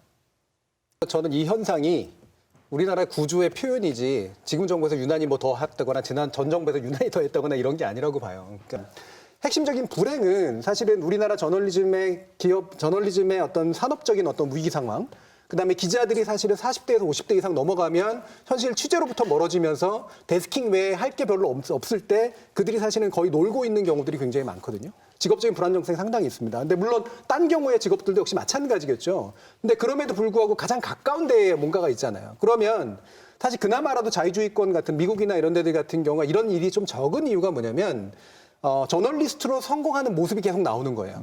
이 사람이 70살이 되고 80살이 돼서도 저널리스트로 성공한 모습이 나오는 건데 우리나라 한번 기억해 보십시오. 60대, 70대 넘은 분들, 심지어 퇴직까지 한 사람들이 저널리스트로 성공하고 존중받고 뭔가 후배들로부터 이렇게 찬사받는 분들이 몇 분이나 계시냐는 거예요. 손석희 씨. 그러니까 뭐 드문 케이스죠. 변상욱 그리고 기자. 앞으로 또 어떻게 될지 모르고 우리 변상학대 기자 같은 경우도 그런 그 사례가 됐으면 좋겠는데 어느새부턴가 언론인들이 권력이 생기면서 40대, 50대에 점프를 하는 공직으로 가거나 정치인이 되거나라고 하는 게 너무나 자연스러운 커리어 사다리가 돼버린 거예요. 그러니까 마침 이 저널리즘이라고 하는 데도 좀 불안정하겠다. 내가 결과적으로는 뭐 이걸 지켜가지고 결국은 나중에는 그냥 꼬꾸라지느니 실제로 점프했을 때 점프해서 결과적으로 권력을 얻는 게 나중에 처음에는 욕을 먹더라도 나중에는 사실은 취급받는 사람이 된다라고 하는 그런 인식이 솔직히 없지 않다라고 생각을 해요. 이분 개인이 그런 생각을 한다라는 게 아니라 그런 모습이 있는 거고 그게 우리나라 저널리즘 직의 불행인 거죠. 즉 우리나라 저널리즘의 직이 정말로 진정한 전문직이었다면 실제로 이걸 빠져나가는 사람들은 성공한 사람들이 아니라 외로 못하니까 나가는 사람들이 되고 성공한 사람들은 이 안에서 정말 인정받고 존중받는 사람으로 끝나는 것이 훨씬 더 아름다운 그런 세상이 될 텐데 우리나라의 저널리즘직은 사실은 현재까지는 그렇지 못하다라는 게 가장 근본적인 문제죠. 네, 폴리널리스트 논란 많은 이야기가 오고 갔는데요. 아직 완벽한 정답은 나오지 않은 것 같습니다. 네, 더 나아지는 방향을 기대해 보도록 하겠습니다. 여기서 마무리하고 송수진 기자 고생하셨습니다. 고맙습니다. 네, 전국이 미세먼지로 몸살을 앓고 있습니다. 최근 고농도 미세먼지가 한반도를 뒤덮으면서 서울과 수도권에서 사상 처음으로 초미세먼지 경보가 발령이 됐었죠. 언론에서 미세먼지 관련 보도가 쏟아져 나온 한 주였습니다. 저널리즘 토크쇼 J에서는 미세먼지 보도의 문제 두 차례 다뤘습니다. 이번에 나오는 미세먼지 보도에서는 어떤 양상을 보이는지 좀 짚어보는 시간 가져보도록 하겠습니다. KBS 미세먼지 전문 기자죠. 이정훈 기자 나왔습니다. 어서 오십시오. 네, 안녕하십니까. 기상 전문 기자입니다. 네. 네, 이분만 왔다 가면 먼지가 일어요. 너무 시끄러워져. 그러게 말입니다. 지난번 이제 나와가지고 네. 너무 위험을 부추기는 측면이 있다. 이건 잘못된 거다 하는데 그야말로 요즘 진짜 최악 아닙니까?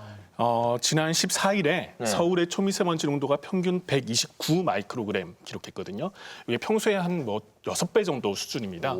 그래서 기사에 사상 최악이다 이런 기사 많이 나왔었죠. 예, 이건 맞죠? 이게 초미세먼지를 전국적인 관측을 시작한 게 2015년이거든요. 그러니까 지금 한 4년 정도 중에 최악이고, 그런데 서울시 같은 경우는 2000년대 초반부터 관측을 했어요. 네. 그래서 저희가 확인을 해봤더니 2003년 5월에 4일 연속 130 마이크로그램을 넘었던 적이 있더라고요. 그래서 일단 16년 만에 최고 기록인데, 여기서 잠깐 여담입니다만 그 당시에 이거를 보도를 했을까 궁금했어요. 그래서 한번 저희 뉴스를 찾아봤거든요. 몇 년도예요? 2003년 5월인데 9시 뉴스 정세진 아나운서께서 재밌다. 자료화면 나오려나요? 네. 보니까 그 당시에 사흘 동안 그렇게 심했는데 미세먼지 관련 보도가 한 건도 없어요. 태평양 연안 지진이 잇따랐다고 소개하셨는데 그런 기사는 있는데 미세먼지 기사는 하나도 없더라고요. 그때는 미세먼지 얘기는 그 당시에는 많이 그때는 안 했죠. 미세먼지라는 용어 자체가 언론의 용어가 아니었었어요. 그렇습니다. 그 당시에는 황사 이런 것들을 썼었지. 예. 이정훈 기자 지난번에 본인이 이제 모든 미세먼지 그 원인 탓은 중국 탓으로 한다.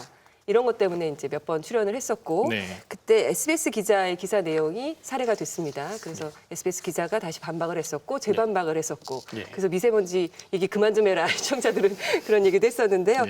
이 기자가 또 나와서 미세먼지 관련해서 이야기를 하면서 저널리즘 토크쇼 J를 언급을 했다고요? 예, 지난 15일에 SBS 메인 뉴스에서 출연을 해서 얘기를 했는데요. 네, 영상 한번 볼까요? KBS 저널리즘 J에서도 미세먼지에 있어서 중국 영향이 크다는 저희 SBS 보도에 대해서 문제를 삼았는데요. 네. 사람들에게 공포감만 주고 희망도 줄 수 없는 보도다. 이러는 건 바로 잡아야 한다. 이런 말을 했습니다. 하지만 한국 사람들이 양이 얼마가 됐든 중국 먼지에 피해를 받을 이유가 없습니다. 그렇죠. 10%가 됐든 50%가 됐든 70%가 됐든 우리나라로 넘어오는데 통제할 수 없는 중국 먼지가 넘어온다는 것 자체가 심각한 위협이거든요. 네. 이 와중에 중국 지금 환경생태부 대변인이 또 무슨 말을 했냐면 네. 일부 한국 매체에 따르면 한국 전문가들도 자기들과 유사한 결론을 내렸다. 이런 얘기를 했는데요. 네. 자기들 입장에 맞는 보도만 이렇게 취사 선택하면서 책임을 회피하려고 하는데 이들에게 빌미를 줄 수 있는 보도는 하지 말아야겠죠. 네, 저널리즘 토크쇼 J에 출연해서 이정훈 기자가 어떻게 보면 빌미를 줬다는 뉘앙스인 것 같습니다. 네, 중국 측에.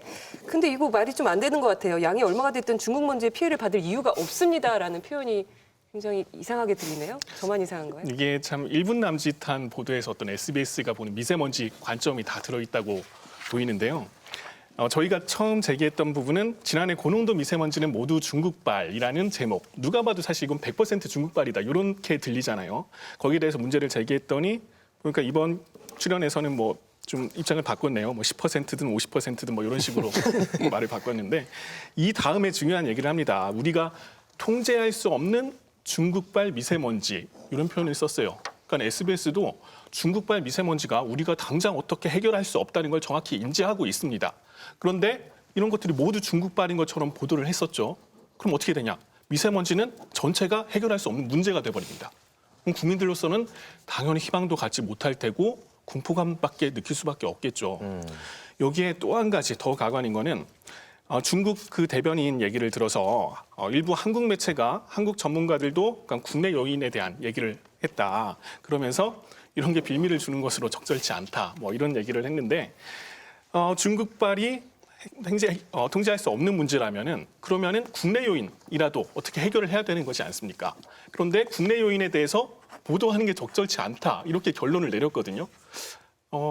이게 맞는 건지 보도하는 관점이 맞는 건지 좀 의문스럽습니다. 네, 지금 손을 부들부들 떨고 있어요. 제가 그러니까 미리 화해하라고 했잖아요. 네. 그러니까 화해 안 하셨어요? 화해는 뭐 물 건너고. 그러니까 SBS의 자존심이 있으니까 SBS가 나름의 보도의 방식으로 대응을 하는 거는 저는 전혀 문제가 없다라고 보는데 오히려 이게 좀 건강한 거죠? 네, 그러니까 이게 왔다 갔다 하는 것 자체는 충분히 건강한 일이죠. 네. 근데 이제 내용이 되게 우려스러워요. 첫 번째로 한국 사람들이 양이 얼마가 됐든 중국 먼지에 피해를 받을 이유가 없다는 건 환경 문제에 대한 인식 자체가 잘못된 거예요. 환경 문제는 국경이 없거든요. 어떻게 환경 문제를 국경으로 통제합니까? 지금의 글로벌 환경 이슈라고 하는 거는 온실가스 문제가 됐건 아니면 이런 미세먼지 문제가 됐건 간에 기본적으로 일정한 권역 안에서 벌어지거나 전 지구 차원에서 벌어지는 일이에요. 공동의 책임을 질 수밖에 없는 그런 상황이 온 거죠. 근데 이걸 마치 국경 안에서 우리 국경에서의 뭔가 일과 남의 국경에서의 일은 굉장히 다른 것처럼 얘기하는 거는 기본 인식이 좀 잘못됐고 두 번째 애국주의 프레임이 이제 있는데 전 이건 상당히 실망스럽습니다. 예, 그러니까 예를 들면은 황우석 박사 사건이 났을 때 많은 사람들이 그렇게 반응했어요. 예를 들면 이스라엘 사람들이 뭐 유대 자본이 뭐 미국이 해가지고 우리의 원천 기술을 이렇게 뺏어가려고 하는데 황우석을 공격하면 되느냐? 이거는 과학의 입장에서 보면 말도 안 되는 일이거든요. 거짓말을 한 건 말이 안 되는 일이어야 되는데 실제로 우리나라 많은 사람들이 애국주의 프레임을 갖고 있습니다. 근데 언론 스스로가 애국주의 프레임을 쓰면 안 되잖아요. 비밀을 주더라도 정확한 보도를 하는 게 맞고요. 그다음에 만약에 이게 빌미를 줬다 안 줬다라는 판단을 만약에 한다면 그거는 이후의 일이 돼야 되는 건데 왜 우리가 정확한 보도를 하려고 하는 시도가 저쪽에서 악용될 것이다라는 고민을 하는가. 이거는 상당히 언론으로서는 갖지 말아야 될 태도라고 생각을 합니다. 저는 오히려 지난번 영향 때문인지 뭐 꼭 중국 탓이다 이런 표현은 별로 보지 못하는 것 같습니다. 뭐 국내 요인, 중국 요인, 또 뭐 기압이나 계절적 요인 이렇게 세 가지로 묶어서 나오는 경우가 많은 것 같은데 경제가 안 좋아지겠다 이것 때문에 미세먼지 때문에 자영업자들이 피해를 많이 보고 있다 이런 프레임으로 좀 옮겨가고 있지 않나. 탓의 방향이 국내 경제나 아니면 문재인 정부 탓으로 돌리는 쪽이 좀 강해 보입니다. 어떻게 보시는지요? 일단 남대문 영세상인 관련해서 기사가 중앙일보에서 나왔습니다. 기사 내용 어떻게 좀 분석을 해볼까요? 이게 지금 보면 남대문 영세상인 미세먼지가 야속하다, 매출 반토막 났어. 그러면 2019년 1월 15일 화요일자 이제 그 내용인데요. 저는 이 그 기사를 쓰는 것 자체는 의미가 있다고 봐요. 실제로 미세먼지가 우리 생계에 어떤 영향을 미치는가. 라는 부분에 대해서 현장의 목소리를 전달하는 의도로서는 의미가 있다고 봅니다. 그러니까 그만큼 미세먼지에 대한 어떤 대책이 필요하고 뭔가 해야 된다라는 이야기를 하는 건 좋아요. 네. 근데 제 이 안에 내부적인 좀 그 논리적 모순이 있는데 뒤로 가면 고농도 미세먼지로 인해 마스크 제품 판매는 껑충 뛰었다. 11번가 관계자는 마스크를 대량 구매에 필요할 때 사용한다면서 여러 가지 그 판매가 꾸준히 늘고 있다 이런 건데 저 이거 보면서 무슨 얘기가 생각나냐면 옛날 얘기 중에 그 엄마가 그 우산 장수 아들하고 집신 장사 아들이 있는데 비가 오면 우산 장수가 좋지만 집신 장사가 안 좋고 비가 안 오면 집신 장사가 좋지 우산 장사가 안 좋은. 그래서 두 가지를 함께 빌었더니 뭐 태풍이 불었다 뭐 이런 식의 이제 얘기가 있잖아요. 이런 마음으로 쓴 건가라는 생각이 드는 거예요. 실제로 미세먼지는 누군가한테는 이득이 될 수도 있고 누군가한테는 손해가 될 수도 있죠. 근데 그런 식으로 프레임으로 접근하다 보면 사실 이 문제가 해결이 안 되거든요. 결국은 이 미세먼지가 결국 우리의 일상생활에 어떤 문제를 남길 것인가라는 걸 보는 데 있어서는 이 경제적인 측면들을 이야기하는 건 사실 그렇게 이 미세먼지의 문제 해결에 있어서 좋은 재료가 되지 못합니다. 근데 이걸 왜 굳이 썼을까? 그리고 기사의 내용과는 달리 예를 들면 제목에는 왜 이렇게 영세상인과 매출 반토막이라는 걸 썼을까라고 하는 건 우리가 굳이 짐작하자면 영세상인의 어려움이라고 하는 거를 현재 정부의 문제, 그다음에 미세먼지 정책의 문제하고 막 연관시켜서 짬뽕시키려고 하는 그런 의도가 들어가 있다라고 판단할 수밖에 없는 측면이 있죠. 또 좀 선정적이고 자극적인 표현들이 등장해서 좀 깜짝 놀란 게 있는데 차라리 박스, 그러니까 폐지 줍는 게 낫다. 이런 발언을 그대로 인용을 해서 배치를 했고 또 한 부분은 이제 이 미세먼지 문제를 정부가 해결하지 못함으로 인해서 결국은 이제 이 장사가 잘 안 되는 거를 비판할 수 있다고 봐요. 그런데 이 중간에 하나가 좀 들어갔어요. 이게 뭐냐면 13일에 이어 수도권 지역에 미세먼지 비상 저감 조치가 시행되면서 더욱 심해졌다. 예, 비상 저감 조치가 정부가 할 수 있는 조치를 취한 건데 그걸로 인해서 관광객마저 실내로 이제 발길을 돌리면서 이제 발길이 뚝 끊겼다. 이게 과연 논리적으로 맞는 설명인지 이 부분이 약간 좀 의문이 들었습니다. 근데 이제 제가 좀 걱정이 되는 부분은 뭐냐면 언론 기사를 보다 보니까 이게 대선 공약 사항이었는데 그 미세먼지를 30% 감축시키겠다는 것이 대선 공약 사항이었는데 왜 못 지키느냐.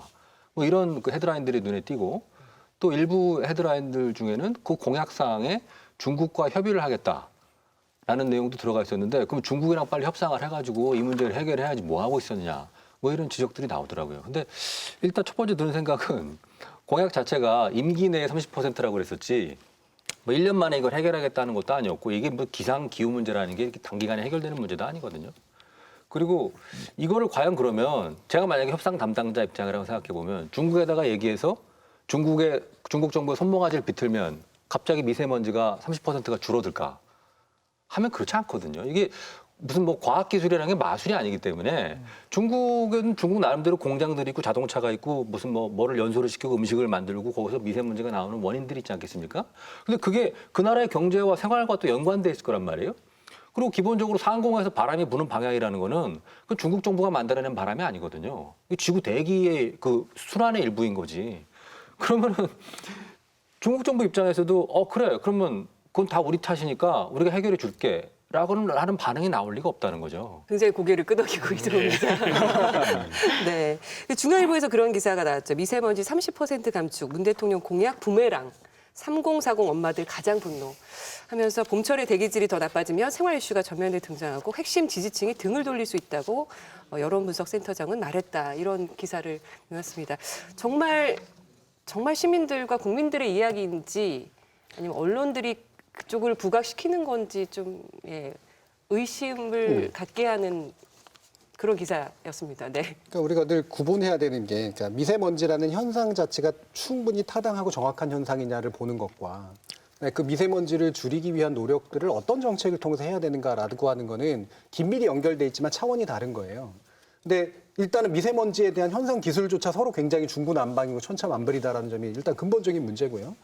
두 번째로 그럼에도 불구하고 몇몇 어떤 언론들이나 이것들의 그 정책적인 편의성이란 거, 그러니까 누구를 욕하는 방식의 편의성이라고 하는 건 너무 세요. 그러니까 중국 욕하고 현 정부를 욕하는 방식인 거죠. 그런데 말씀하셨지만 중국이라고 하는 나라가 가지고 있는 여러 가지 문제점들이 있음에도 불구하고 이걸 해결하는 방향으로 어떻게 외교적인 힘을 만들어낼 것인가 쪽하고는 별로 관련이 없을 뿐더러 실제로 현재 정부가 미세먼지 비상저감 정책이나 여러 가지 것들을 통해서 줄이려고 하는 노력들을 하고 있음에도 불구하고 결국은 문제는 그래서 또 문제야라고 얘기한단 말이에요. 비상저감 정책을 하니까 길거리에 사람이 안 나오잖아 라든가 그다음에 결국은 또 딴 문제가 있는 거 아니야 라든가 이런 식으로 가게 되면서 이것들의 결국 핵심 목표는 누군가를 어쨌든 붙잡아서 문제가 있다라고 얘기해야 된다라는 그런 식의 이제 어떤 살풀이 같은 그런 느낌인 것이지 실제로 자기들이 이런 기사를 쓰면서도 뭔 얘기를 하고 있는지 잘 모르겠을 아마 그런 상황이 아닐까 이렇게 싶어요.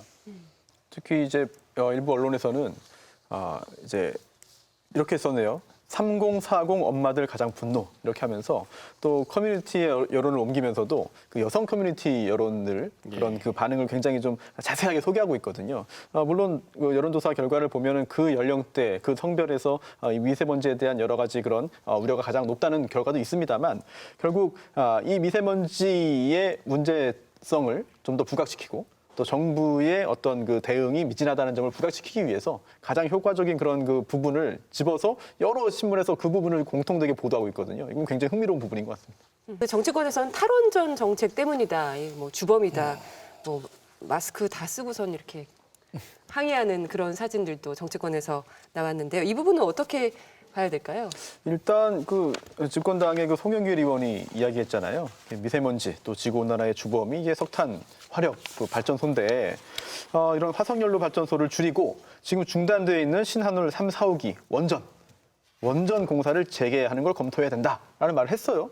이게 현재 정부 여당의 그런 방침과는 약간 다른 부분이 있기 때문에 굉장히 논란을 낳고 게다가 청와대에서는 뭐 이거는 청와대 방침이 아니다라고 말했지만 이제 그 보수 야당에서는 당장 되게 환영하고 있습니다. 그러면서 이거 봐라 양심적으로 이렇게 이야기하는 여당 정치인이 있다니 이런 그런 취지의 반응을 보이면서 원전 관련된 이제 탈원전 정책 그리고 원전 건설 재개 관련된 이슈가 다시 떠올랐죠. 네, 이데일리에서 1월 15일자 나경원 탈원전 미세먼지 더욱 악화시키는 반환경 정책이란 제목의 기사를 내놨고요. 조선일보 1월 15일자 나경원 문재인 정부 탈원전 미세먼지 주범. KBS에서는 나경원 미세먼지 악화 문 대통령 중에 할 말 한다던 약속 안 지켜 이런 내용의 기사를 내보냈습니다. 조선일보에서는 원전 사고 위험보다 대기 오염이 더 위협적이다. 원전 왜 줄이려 하나 이런 제목의 기사 또 탈원전도 미세먼지 악화시키는 방향 아닌가 사설에서 관련 내용을 내놨습니다. 미세먼지에 관한 보도도 역시 언론이 정파적으로 접근하고 있다고 볼 수 있겠죠. 그런 비판도 가능해요. 왜냐하면 이제 동일한 언론사가 한 보도의 내용 또는 그 논조가 상당히 다르기 때문인데요. 예를 들어 이제 한경의 작년 9월 기사를 보면은 날이 청명하다라는 말로 이제 시작을 합니다. 그러면서 미세먼지가 생각보다 심하지 않다라고 하고요. 결국은 정책적인 요소보다 뭐 기상 여건, 뭐 중국발 미세먼지 유입 여부 등에 따라서 이제 좌우되는 거기 때문에 정책 실효성에 의문을 제기할 수 있다라고 하는데 그 정책 실효성이 뭐냐면 미세먼지 저감 정책이에요. 즉 노후 석탄 발전소에 대한 규제라든지 또는 경유차에 대한 규제 이런 것들이 불필요하다는 말이거든요. 이거를 작년 9월에 보도했는데 이제 이번에는 또 약간 좀 다른 내용이 들어옵니다. 이게 뭐냐면 원전 얘기가 나오는데요. 같은 매체에서 이제 지금 서울의 공기가 굉장히 안 좋기 때문에 대만처럼 이제 그 탈원전 정책을 폐기하고 오히려 원자력을 이제 도입해야 된다. 그러면서 이게 원자력 에너지가 오히려 대안 에너지다라는 말을 하고 있습니다. 그래서 결국은 이 원자력 얘기가 갑자기 왜 나왔는지 또는 이 원자력 얘기를 하기 위해서 모든 얘기를 끌고 온 것인지 좀 궁금한 생각이 들고 탈원전 미세먼지 저감을 위해서 여러 가지 조치를 취하고 있는 거는 불필요하다고 해놓고서는 미세먼지 문제를 해결하기 위해서 갑자기 원전 재도입, 탈원전 정책 폐기해야 된다고 한다는 점 이게 약간 좀 정확히 맞지 않는 내용들이 들어있기 때문에 한 매체의 보도로서 굉장히 좀 혼란스러운 부분들이 있죠. 다가당착적인 게 뭐냐면 이분들의 대부분의 이렇게 논조는 중국으로부터 오는 미세먼지의 책임론을 굉장히 많이 얘기하는데 화력발전소로는 또 국내 책임론이거든요. 그러니까 이게 필요할 때마다 외부 책임론, 국내 책임론을 계속해서 갖다 섞어 쓰는 그런 식의 경향들이 나타나고 있다는 거예요. 그럼 왜 이런 무리한 일들을 할까? 잘 모르면서 이종국 기자는 잘 모르면 안 한다고 하는데 왜 그럴까? 그러면 이분들의 기본적인 기사의 방향은 정치적이기 때문에 그런 거죠. 그러니까 경제도 정치로 결론 내리고 에너지 정책도 정치로 결론 내리고 환경도 결국은 정치로 결론 내려서 기본적으로 현재 정부가 얼마나 무능하거나 무기력하거나 정책이 잘못됐는가라고 하는 거를 자꾸 부각시키는데 이제 쓰는 재료이기 때문에 나서는 현상이에요. 근데 그게 만약에 올바르고 그게 근거가 있다면 사실은 충분히 귀 기울 만한데 현재로서 저는 가끔씩은 솔깃하다가도 막상 이제 들어가 보면 별로 이렇게 설득력이 없는 것들의 대부분이거든요. 왜 굳이 이런 무리한 일들을 할까? 그게 제일 안타까운 거죠. 탈원전 정책 논란이 확산되자 탈원전 탓에 미세먼지가 악화됐다는 주장을 반박하는 기사들도 쏟아져 나왔습니다. 국민일보는 지난해 1, 2월과 7, 8월 발전량이 전년 동기 대비 증가했지만 이외에는 전년 동월 대비 감소하는 것으로 확인됐다며 냉난방으로 전력 소비가 늘어나는 여름과 겨울철 발전량이 전체 발전량을 끌어올린 것이지 탈원전 탓에 석탄 발전소 가동량이 증가해서 미세먼지가 늘었다는 사실이 아니라고 보도를 했습니다. 네, JTBC도 그래서 팩트체크를 했었는데요. 석탄 발전으로 생기는 미세먼지가 2016년 1분기 7,951톤이었지만 2017년 같은 기간 7,746톤으로 줄었고 2018년 1분기에는 6,521톤으로 오히려 줄고 있다고 보도를 했습니다. 팩트체크를 했습니다. 또 지난 15일에 SBS와 MBC가 탈원전 탓 미세먼지 악화 주장에 대한 팩트체크 보도를 내놨는데요. 그 영상 함께 보시고 얘기 나누도록 하겠습니다. 원전을 줄이는 대신 화력 발전을 늘리는 바람에 미세먼지가 많아지고 있다는 주장인데요. 황희준 기자가 사실 여부를 따져봤습니다. 실제로 전체 발전량 대비 화력 발전 비중은 거의 변화가 없습니다. 화력 발전소에서 배출되는 미세먼지 양도 줄어들고 있습니다. 미세먼지가 늘어난 이유가 정부의 탈원전 정책 때문이라는 건데 이게 과연 맞는 말인 건지 사실은 코너에서 박세용 기자가 따져봤습니다. 탈원전은 장기적으로 2031년까지 원전 비중은 줄이고 그 빈자리를 신재생에너지로 채운다는 거죠. 석탄으로 채운다는 게 아닙니다. 네, 일단은 탈원전 탓의 미세먼지 악화 주장은 일리가 없다. 팩트가 아니다. 라는 내용이었습니다. 이게 맞는 거죠? 너무 여러 가지 보도가 나오니까 어떤 데서는 뭐 더 늘었다. 예. 이게 맞는 거죠? 미세먼지가 헷갈리게 만드니까. 늘지 않았습니다. 네. 게다가 원전 탈원전 정책 탓이 될 수가 없는 거죠. 그러니까 원인 자체가 무효이기 때문에. 이론적으로만 보면 원전을 줄이고 거기서 우리가 어떤 전기를 석탄에 근거한 화력 발전으로 대체하니까 거기서부터 생겨난 미세먼지가 늘어날 것 같다. 이게 이론적으로 이렇게 크게만 보면 이게 얼핏 맞는 것 같은데 사실은 뭐 여기 이정훈 기자도 계시지만은 과학에서 내리는 결론이라는 거는 통계적인 추론에 기초한 경우가 되게 많아요. 그러니까 쉽게 말하면은 상당히 불확실한 겁니다. 그러니까 이걸 그 확실성을 갖다가 우리가 증명을 하려면은 실제로 그 석탄에 근거한 화력 발전소 가동률과 미세먼지 증가량 간에 상관관계가 확인이 돼야 되거든요. 근데 지금 이 기사는 그게 보이지 않고 있다는 거죠. 그리고 그런 상관관계의 확인이라는 거는 뭐 한 달, 두 달 이렇게 통계를 모아가지고 확인할 수 있는 게 아니에요. 사실 장기간의 데이터가 축적되고 정밀한 분석을 하지 않고는 섭불리 이게 A가 B의 원인이다라는 결론이 나오기가 사실 쉽지가 않거든요. 그렇기 때문에 지금 당장 지금 미세먼지 문제가 분석하니까 미세먼지 문제가 심각하니까 이거는 화력발전 원전을 중단시키고 화력발전소 돌렸기 때문이야라는 식의 결론까지 그냥 직행해 버리는 거는 상당히 성급한 결론의 오류가 될 수 있다. 네, 정말 국민들을 위해서 해야 될 보도가 무엇인지 다시 한번 좀 생각을 깊이 해봐야 될 것 같은데요. 좀 바람직하다는 표현이 뭐 맞을지 모르겠지만 미세먼지 보도 관련해서 우리가 정말 해야 될 역할은 무엇인지 좀 한 분씩 의견을 주셨으면 좋겠습니다. 우리가 뭘 모르면 잘 모르는 거는 무섭거든요. 그리고 이제 사람이 공포를 느끼면은 이제 과잉 대응을 하게 된단 말이죠. 지금 제 생각에는 이 미세먼지도 우리가 상당히 그 공포감을 느끼는 거 아닌가? 뭐 온 막 천지가 뿌옇게 느껴지고 막 이거 큰일 나는 거 아니야? 내가 이 공기를 마시고 있는 거 아닌가? 우리 애들이 이걸 마시고 있는 거 아닌가?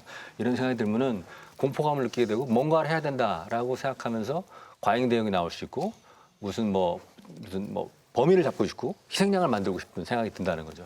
그러니까 이런 국면에서 우리가 하루빨리라도 좀 빠져나가기 위해서는 사실은 그 근본으로 돌아가가지고 이게 원인이 뭔지를 좀 객관적으로 공정하게 냉정하게 따져보려는 노력을 하루빨리 지금 시작을 해야 돼요. 지금 데이터를 모으고 시간이 걸리겠지만은 데이터를 모으고 냉정하게 분석을 하고 이게 지금 완전히 중국에서 오는 건지 완전히 국내에서 오는 건지 그 원인이 어디에 있는 건지 지금 정밀한 분석이 지금 없는 상황인 것 같거든요. 그렇기 때문에 지금 그런 노력을 우리가 해나가는 과정에서 이런 그 과잉 대응이라든가 무슨 뭐 희생양 찾기라든가 좀 부적절한 대응 이런 것들 또는 뭐 그 좀 정확하지 못한 보도라든가 이런 것도 어느 정도 우리가 제어를 할 수 있을 거라고 생각이 됩니다. 그런데 문제는 이게 이번 정권에서 해결할 수도 없어요. 결국 이게 정권 누가 집권하냐의 문제가 아니고 결국 우리나라가 해결해야 되는 문제거든요. 그렇다면 이거를 이번 정권 비판의 소재로 활용한다면 오히려 문제 해결에 도움이 되기는커녕 이게 문제만 더 심각해질 수 있습니다. 그리고 시민들의 이 문제를 제기할 때 시민들이 느끼는 피로감 또는 염증을 또 부각시킬 수도 있고요. 결국 문제 해결에 도움이 되지 않는 쪽으로 즉 정치 소재, 정치적인 싸움의 소재로 활용한다면 또 그렇게 부추기는 언론이 있다면 그 부분은 시민들이 잘 가려내야 될 것 같아요. 네, 미세먼지 관련 보도 이야기 나눠봤습니다. 장부승 교수님 그리고 손소 변호사 감사드리고요. 네, 사법농단 관련돼서 할 때 또 나와주셔야 돼요. 자주 바쁘시더라도. 오늘은 이제 그동안 기사에 대한 비판을 많이 했는데 오늘은 기자에 대한 얘기도 나왔잖아요. 굉장히 좀 파장이 좀 크지 않을까. 기자 회견에 대한 얘기도 네, 생각이 좀 들고 제가 생각해 보니까 2년 연속 출연입니다. 아, 예. 2년 차가 되셨군요. 네, 뭐 3년 차 때 오는 거예요? 그러지 말고. 1년에 한 번씩이라도 뭐 네. 5년, 6년, 7년, 8년 연속 출연할 수 있으면 좋겠습니다. 자주 나와주십시오. 오늘 나와주셔서 감사드립니다. 감사합니다. 네, 이정훈 기자도 고생하셨습니다. 네, 고맙습니다. 네, 저널리즘 토크쇼 J 오늘 준비한 내용은 여기까지입니다. 저희 방송은 KBS 1TV, 마이케이푹, 유튜브, 페이스북을 통해서도 만나실 수 있습니다. 언론의 관행은 여러분이 바꿀 수 있습니다. 저희는 다음 주 일요일 밤 10시 30분에 찾아뵙겠습니다. 고맙습니다.